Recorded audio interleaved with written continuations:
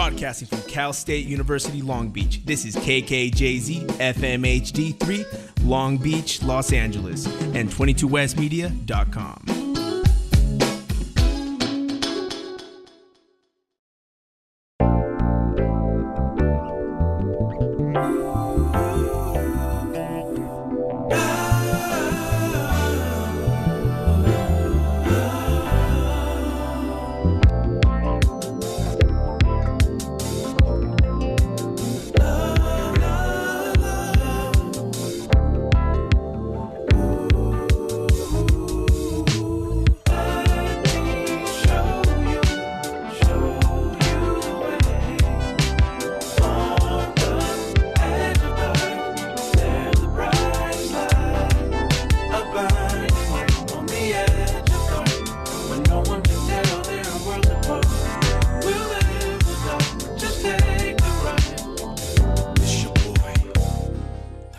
Welcome to another edition of Godspeed Audio, here to show you the way to the best music of the week. It's your boy, Arya Hitch. In with me today we have... Aiden Kim. Aiden Kim, he's my boy from Texas. He's back. Yeah, yep. How's it there? It's good. Just hanging in there, you know. I feel you. Me too, man. It's been a rough week, I'm not gonna lie. Yeah, it was a long week, but I had a half day today, so it was cool. Hey, nice. Yeah. I think the best thing that happened to me this week is I started Doug Martin in fantasy football. Yep. And he actually did well. That was a good decision. That was the scariest thing I've done in a long time, I'm not gonna lie. Yep.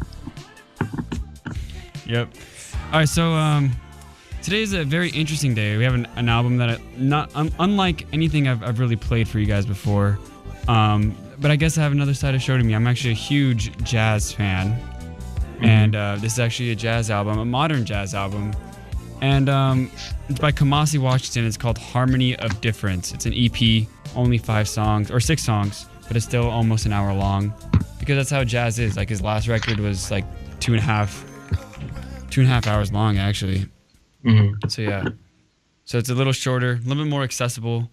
But it's a great album, and I just want to talk about jazz for a little while. Jazz has been around for a long time. It was one of the most important genres of music in the 1920s to the 1930s, and it's kind of died off lately. But it's still alive in some places, and really the two people who are showing that it's still alive is, at least to me and from what I've seen, is Kamasi Washington and this girl named Esperanza Spalding. She actually beat Drake to Best New Artist in the Grammys. Wow. Yeah, her last album's called Emily's D+ Evolution. You guys should listen to that. But jazz was such an important genre because it was so much more than music. You know, it was. Right. It was. Mm-hmm. Go ahead. No, it was like, I mean, it was like the cornerstone of the Harlem Revolution and all that. Harlem Renaissance. It was much more than just music. Yeah, it was such an important part of culture for a lot of African Americans, and it was like one of the first times where in the U.S. that they were able to they felt that the freedom to express themselves when it came to that kind of thing, that kind of stuff, and it's really like the first one of the biggest changes in music. You know, it was a big turning point. Like jazz has changed a lot of music. Like a lot of, like jazz was popular for so long. It's like, you know, people like Art Tatum moved it forward, Louis Armstrong, all these big names, you know, but jazz is really what turned to blues, right? And then blues which started in New Orleans. Really like the first rock artist was just like Elvis Presley, who was white and made basically what was known as blues. And so basically rock came from blues. And rock is now one of the most important genres. So really, if you look back to it, like jazz is a lot of influence in a lot of music, and it's still used a lot today, like in hip hop. Definitely, you see like hip hop artists using samples of like prominent jazz music in their albums and their songs. It's definitely still around. It's just something that the younger generation don't listen to as much as hip hop. And why do you think that? Why do you think the younger generation doesn't listen to it as much as a member of the younger generation? Well, I think it's just the way that people want to like fit in with others. You think that's what it is? Because I think that's one of the main reasons why. Because when you're going around school, like everybody's listening to hip hop or pop, right? Mm-hmm. like, and you run into somebody who listens to jazz, and that person is like a very small minority out of the school population. Yeah. Yeah. And I think people just want to do like I think I'm a believer in like what like people do things just because other people do it. Yeah. Yeah, like, I get you. Right. Like it happens all the time, but like people tend to like things more just because it's more popular. Right. I but agree then there's with you. those people who like really like something because they truly like it and they're not influenced by others. But I think this younger generation is so influenced by all the hip hop artists, I and think then it's just taking over. I think another difference is that in some ways jazz is less accessible than a lot of hip hop, because like That's hip hop true. one, like it's more like it changes based on trends more, whereas jazz like hasn't as much. I can make the difference with this. Like this has definitely evolved from what jazz was before, and we'll get to that later. But I think like hip hop is now more accessible than jazz is. I use air quotes because I think jazz could be very accessible if people gave it the time. Right. But also, like I don't know, what made jazz so great wasn't like recording jazz. What made jazz great was listening to it like in like a jazz club where it was live and improvisational, But, Listening like, experience. it was an experience, and like listening to it like recorded is still an experience, but it's not the same because you don't feel it as much. Like Right. when someone like when you're playing jazz, because like I've seen a lot of jazz live, like it's so emotional, it's so soulful because it's like Like really, you can feel the music. yeah, and that's literally what the people who are making the jazz are doing. They're feeling it in their soul, so that's what they're doing. They're not being told what to do, Right. They're creating it on the spot. And one thing I also like about jazz is like you can feel the emotion without any lyrics. Yeah. Like you listen to a song and then you listen to the lyrics and you're like, oh, this is a sad song. But like with jazz, like you just listen to it and you can realize what the artist was thinking or how the artist was feeling when they were creating the type of music. So I mean, that's something I appreciate about jazz. Yeah, and that's one thing I appreciate about the song Humility. This song really like gives emotion through it with like the different tempos, with all the different like choices of instruments, of like chords. It's a great song. A good example of what you were just talking about. Here's Humility by Kamasi Washington. So that was Humility. I thought Real fat. What? That's a nice vibrant sound. I thought it was lovely. Yeah, I agree. Like just the change of paces it has, the changes of pace it has, and like the I guess like how much it develops, like over time. Like it's definitely much more like the positive emotion is definitely like much more prevalent near the end with the little motif going on with the you know what I mean? Yeah. I felt that. I was mentioning before like his decision with the instruments. He is personally he's a saxophone player, but he does play other instruments. But like if you look at any picture of him, he's holding a saxophone. It's definitely his instrument of choice. But he uses a lot more than just a saxophone here to portray, he makes a lot of like there's a piano underneath there, which is very common. Like if you listen to jazz, you're gonna get a lot of different instruments. But one thing he does is like he definitely the saxophone is definitely the lead for the most part, and he gives like other instruments like kind of room to develop underneath, which is very interesting because usually like when you hear like normal jazz, it's just like a group of people are playing like the same kind of melody. Not really a melody, but the same line, and then someone's playing the melody on top of that, and then he goes back to what he was doing before. If you listen to a lot of this, it changes, like the entire structure of it changes over time, and that's probably because he has more time to think about it than you would in a live set. But I think it's still like an interesting take on it. Yeah, that's one of the things I really appreciate about jazz is like it's like so many different instruments working together to like create this one beautiful sound. And it's amazing to me, like this like jazz in general, that like this person can put together all these different sounds to create one complete one. I don't know. It's just I'm so intrigued by it, Yeah. Because hip hop, you use like little sounds and drums most of the time, but like it takes a lot of work to make, like to create jazz. You know? It does. Yeah. I think my personal belief is that jazz players have to, one, be masterful with their instrument, but they have to, like, people who play jazz, like, are in the top level of people who really just understand music in general. Yeah, you know? Definitely. Because if you, like, it's so easy to mess something up, and if you mess something up, it sounds so sour, you know? Yeah. But they do it, and a lot of this stuff is first take, and they do it perfectly in their first try, improvisationally. You know what I mean? Right. That's just insane. And the amount and the time that they the time that they put in for the preparation, it's gotta be a lot of work. It has to. And like there's so many different sounds you can make with all the different types of instruments and all that. But to know like which type and what kind of sound you want for your piece, that's like the truly beautiful part about creating music and jazz. Because, like, you know, I've worked on Fruity Loops a little bit. I know you have. You worked on, what was that? Beatmaker app that you bought? Yeah, that's the $10 one. It works pretty well. It does. Like, what you made was pretty nice. But like, and I know we both can like speak for it. Like, that takes like a lot of work. But it's different because you have a lot of time and a lot of like, it's easier to put together the sounds because one, it's less going on at once, and one, you have like more time to do it. Exactly. And like we're doing it, right? But we're using one app to just create a sound. But like these people who do jazz are like having to actually, you know, play their instruments, test things out, and the amount of time that they put into it is truly amazing. Yeah, it's like doing what we do. We're taking out all the algorithms to make it easier. Yeah. You know what I mean? Yeah. But yeah, I've always had like a love for jazz just because of that. Like, it's always amazed me, you know, because I've always loved music. I never really like, I kind of like started teaching it to myself, like in different ways, like kind of theory and stuff like that. But just like my entire life, jazz just wowed me because it just like, it sounded like nothing else. You know what I mean?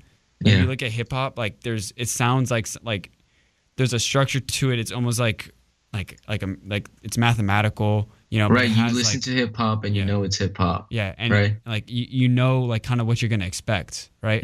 With jazz, like I never know what I'm gonna expect. Like when I first listened to the song, I did not think it was gonna end like it did, you know. But like when you listen to hip hop, like 30 seconds into the song, like you know where the beat's gonna drop, you know what it's gonna sound like. Yeah, you know what to expect. Yeah. Yeah. Here, but like with jazz is different, at least from my opinion. Yes, I definitely agree with that. All right, so the next song I'm going to play for you guys is called Knowledge. And again, just listen to like the different, how the song develops underneath and how like he just does a masterful job with the melodies on the saxophone. Take a listen. Knowledge, Kamasi, Washington.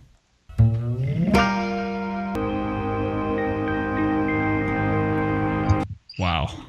Yeah. I just don't know what else to say. Just wow. You know, this is something I'm really passionate about. I really think for anything you do, like when it comes to art, painting, that kind of stuff, although like you need preparation, right? The best stuff really comes when you're kind of going off the cusp. You know what I mean? Like when it's just like all like coming to your mind, like you're not like controlling it, you're not trying to make stuff happen. Like when it's just flowing, you know, you're just feeling it. It's just all creativity, you know, like your subconscious is so much more powerful than you think it is sometimes.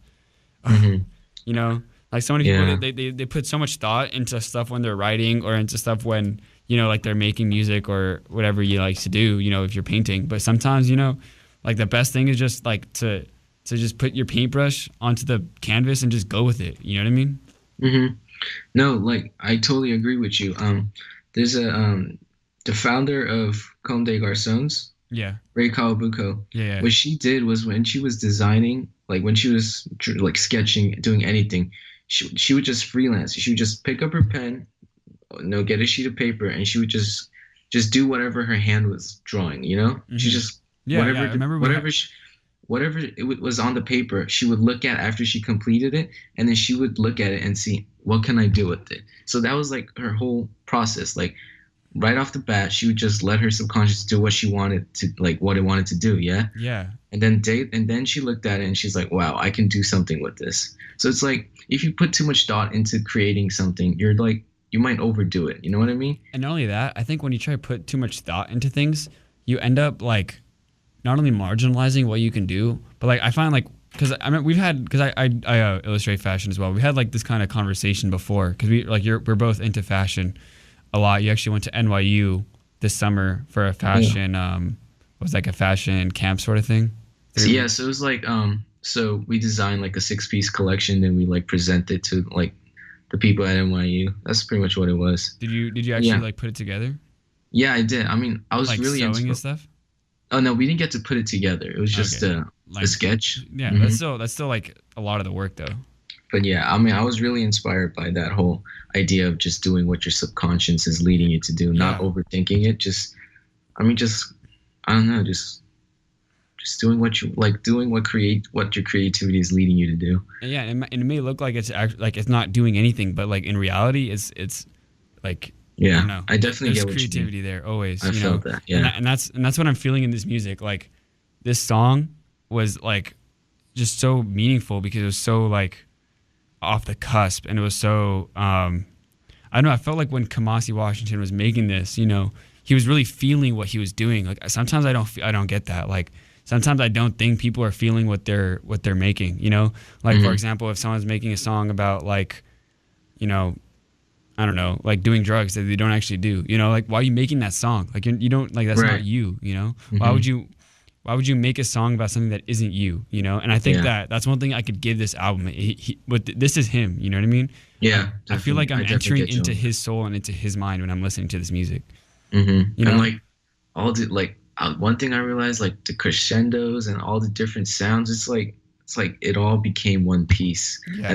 And this one song is just a portion of what Washington really is. Mm-hmm. And exactly. I think we got to that's what I really appreciate about it. Like you just listen to it maybe when like you're running and you're listening to this song. You don't really get to like understand it, but when you like really just sit down, close your eyes and listen to it, you feel all the crescendos, you listen to all the different instruments, and it's a masterpiece. Yeah, like a lot of people say jazz is background music, like elevator music. Mm-hmm. It's not. Jazz is something that you sit down with, you spend time with, and you understand. So I'm going to play you guys Perspective by Kamasi Washington. Sit down. My personal favorite. Is it really? Yeah, I just loved how fast-paced it is. Yeah, it's great. This one's different. And it's the next song in the album. I'm basically kind of going through it. This song is definitely different, but just sit down and listen to the song. Let it resonate with you, because I know it will. Perspective by Kamasi Washington. So that was Perspective. That was your favorite song? Yes, that is on the whole EP. Oh, yeah. It's like, I mean, the change of speed. It doesn't start out fast, and then like about halfway through, it just changes speed like a complete 180 degrees. Like, Yeah, I get you. That's what I love. So it's just like, I mean, like the melody, everything. It was just so perfect for me. I don't know. Yeah, that's definitely one of my favorite songs. It's definitely perfect. I would definitely say my favorite song is the last song, Truth. I don't know if you had time to get to it, because the song Truth is 13 minutes long. Yeah, and the thing is, like, that's more normal of what jazz is like. Like his last album, I mentioned this before, is actually a 3-disc album on vinyl. Mm-hmm. So it's about 2 hours and 30 minutes of music, I think. And I might be wrong about that, but it's definitely over 2 hours. Mm-hmm. And there's like songs are 9 minutes, like minimum. Yeah. Right. Because like if you're gonna prepare that much to make a song, you make it long, because I don't know. Not only that, like he just still has a lot of, like, he has so much stuff going on in the song that it can carry him for 9 minutes. No, yeah, you know what? Like, it's a really long song, like you said, but like it feels short because it's almost like you're going on a journey with the music, right? You're going through like different phases as the music changes in certain ways. Like it's like a new chapter. You know what I mean? Yeah. So like it's a new experience every time, but then you're just listening to one song. And it doesn't get stale because it develops so quickly and so often, and there's so much to it, like there's so many different layers to it that like you're not gonna get bored of it. You know what I mean? Mm-hmm. Yeah, there's like the different instruments working together, the musical styles that he's included in the song. It's Yeah. So I'm so fascinated by what he's able to do. Right. Like, and have you ever that takes Like you can be talented, Yeah. You can be you can have the most talent in the world, but you have to apply time and effort with your talent to be able to do what he's doing. Yeah. And that's what I appreciate about him. And you have to have like the ability to just like, go into like just your creativity and your subconscious and just, to be able to roll with it like that. Mm-hmm. No, it's amazing. Like it would take me so long to try and do what he, like, I don't even know if I'm capable of doing what he's able to do, even if I had the talent, because I would have to be dedicated, The dedication is harder than people think, No, there's something that there's a quote I live by. So it's like, it's vision. You have a vision, and you add time and effort to it in order to reach success. You have vision plus time and effort equals success. And I honestly think that's what he's doing. Like, he has a talent, he has a vision, he knows what he wants to do, and he's just applying his time and he's applying his hard work into it. And these are the beautiful pieces of work that he's creating. Yeah. Like, one thing we always have like conversations about, me and you, even though you're in Texas. Anyway, one thing we always have conversations about is like the fact that the most important investment is in time for yourself. Yeah. You know what I mean? I'm obsessed with time. You know what I mean? Like, I mean, Casey Neistat, the YouTuber, one of his quotes is, "Free time is the enemy of progress." Because free time, like, I don't really know what that is. Like, people would say, like, free time, oh, you want to go play video games or watch YouTube videos, yeah? But, like, free time is whatever you really just want it to be. You can be doing so much more in that free time, and I quote, like, just, like, you can be doing so much better things with your life. You can be going out, trying new things in order to find the best version of yourself. And that's honestly what Kamari Washington did. He went out and discovered his talent. He went out and he's still probably discovering his potential, and he probably feels like he can do much better than he is doing right now. But it takes the time, and you need to invest your time into yourself and try things in order to actually achieve certain things. Dang. Aiden here is doing much more than just analyzing music. I know. It's just, I'm just so, like, you brought up time. And you can't. So, I shouldn't have brought up time. I knew we were going to get there. Yeah. I don't know. But I mean, that's true, like, I live by that too. Not like to that like exact definition, but to the same ideal. Like, that's something that's also important to me. Like, I don't, like, it's rare for me to waste time, Like, yeah, I mean, everybody spends time on social media. Everybody watches videos. Everybody plays games. Like, that's like a crucial part of life. But then you should do it to a certain extent. Yeah. Like, you can relax, right? Like, obviously, like, your mental health, like, you need to spend time to relax, which is something I guess I don't do enough of sometimes. But like, really, like, making use of your time is important. Like, when it like relaxing is great, but doing it too much to the point where you're not doing anything that's productive, Exactly. Exactly. I'm not saying, like, work on something your entire day. You know what I mean? Yeah. It's just like, I don't know. I just wish people would try things that they haven't tried before. Because the way I think of things, when people say, "Oh, I can't do this" or "I can't do that," then I try to tell them, you might be able to do it. You just don't know that whether you can do it or not. You know what I mean? Yeah. So, like, somebody says, "No, I can't sing. No, I can't dance." Well, it's because you haven't tried to dance or you haven't tried to sing. I get you. I agree with you. Yeah, that's just how I feel about things. Yeah, it's like you don't know about yourself until you invest the time in yourself. And the best way to really invest time is when you're being productive and you're relaxing at the same time. You know what I mean? Like, when something is when you enjoy something so much that even when you're working on it, you're relaxing. And that's what I think Kamasi Washington found here. I think, I'm relaxing listening to his music. I think he was relaxed when he was making this music. It's beautiful. And that's why it's to a different place. Yeah. And that's why it's my album of the week. Harmony of Difference by Kamasi Washington. Great album. Listen to the rest of it. It's definitely worth your time. And I'm gonna play Truth on the next hour, so stay around for a little bit to listen to it. It's only gonna take you about a quarter of an hour. Not too long, I guess. My honorable mentions are Ash by eBay. That's a great album. It's like almost like electro pop sort of thing. Takes so many weird turns. There's like 2 songs that are in Spanish, but it all has like, it's a diverse in sound, but it still gets a certain emotion across that's very deliberate. And I think it does a great job of that. I'm gonna play a song off of that for you guys called Deathless, which actually features Kamasi Washington. I did not do that on purpose. It's a great song, great album. Definitely listen to it. Another one is Neo Wax Bloom by Igloo Ghost. This is like a weird electronica album. Personally, it wasn't my taste, but I thought, you know, like if you like electronic music, if you're into like avant-garde type stuff, like you will like this. It's off of Flying Lotus's what's it called, record label. So if you like Thundercat or Flying Lotus, you might like that.